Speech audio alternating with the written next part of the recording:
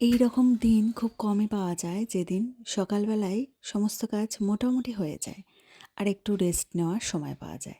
নমস্কার, আমি স্বাগত জানাই সকলকে আমার এই মিনি ব্লগে। আজকে আগে স্নানটাই করে নিয়েছিলাম, তারপর পুজো।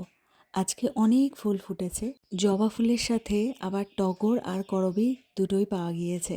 সেই জন্য সাজাতে অনেকটা সময়ও লেগে যায় অনেক ফুল থাকলে। আজকে না অনেক দিন পর করে নিয়েছিলাম পরোটা। সাধারণত পরোটাটা সকালবেলা করতে চায় না, তো যেহেতু আজকে সময় ছিল বলে পরোটা করে নিয়েছিলাম।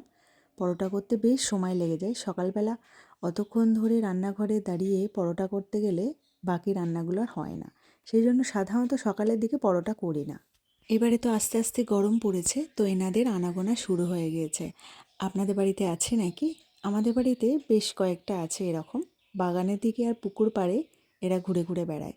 চারিদিক যখন নিস্তব্ধ হয়ে যায় তখনই এরা বেরোয়। এরা নাকি খুব ভীতু হয়, মানে একটু টুকটাক আওয়াজ হলেই না ছুটতে পালিয়ে যায়। সেই তল্লাটে আর ওদেরকে দেখতে পাওয়া যায় না। ছেলেকে স্কুল দিয়ে এসেছি, তারপর আর কোনো কাজ ছিল না, সেই জন্য এদিক ওদিক ঘুরে বেড়াচ্ছিলাম আর দোল্লায় দোল খাচ্ছিলাম। এই সময় কাজ না থাকলে না ঘুম পেয়ে যায়, তবে চেষ্টা করি যাতে না ঘুমিয়ে যায়, কারণ এরপর আবার ভাত বসাতে হবে।